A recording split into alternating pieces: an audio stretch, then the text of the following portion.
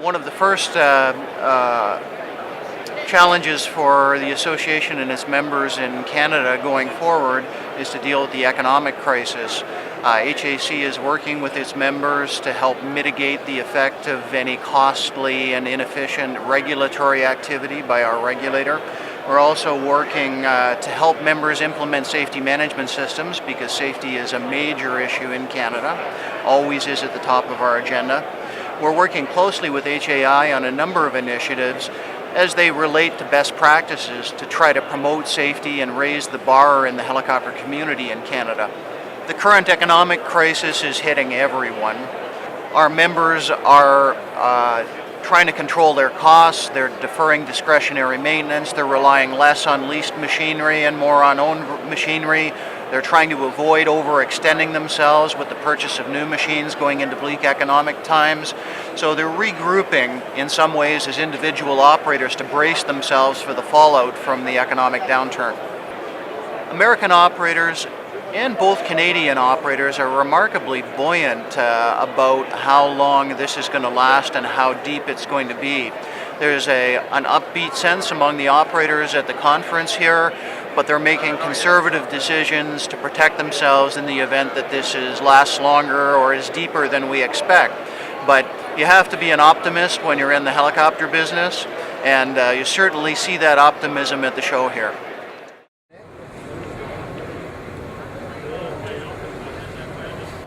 HAI has been a great experience for us this year. This is our new exhibit booth. It's an opportunity for us to roll out all of our affiliate organizations and Bell Helicopter under one roof. I think we all realize we're in very difficult economic times right now. When you look across the board, everybody I think is affected by what's going on in the industry.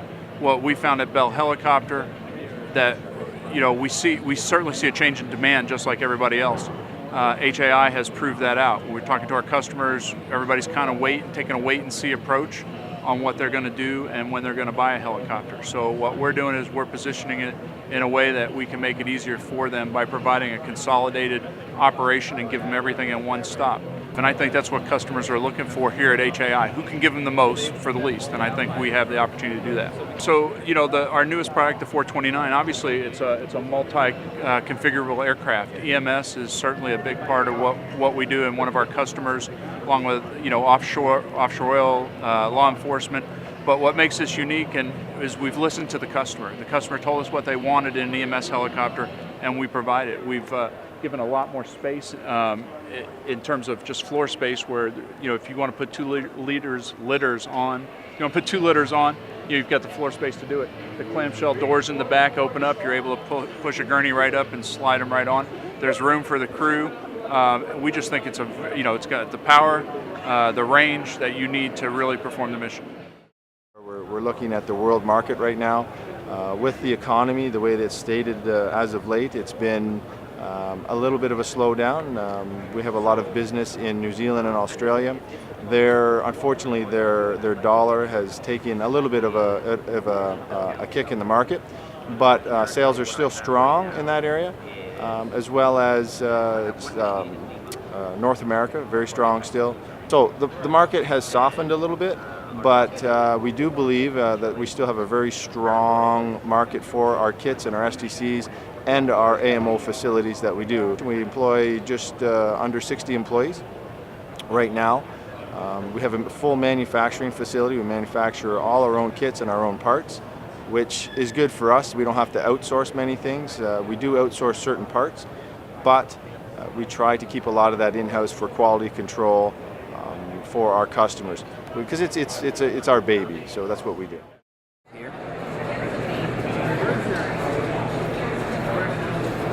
The vertical reference training, when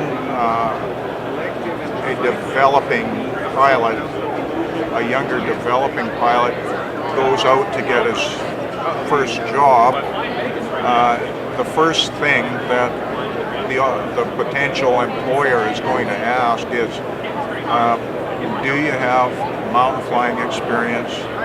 Do you have a long line experience? And the issue for most young developing pilots is somehow they've got to get training to have those skills in their background. With the economy, it's a consideration for anybody that wants to come and train.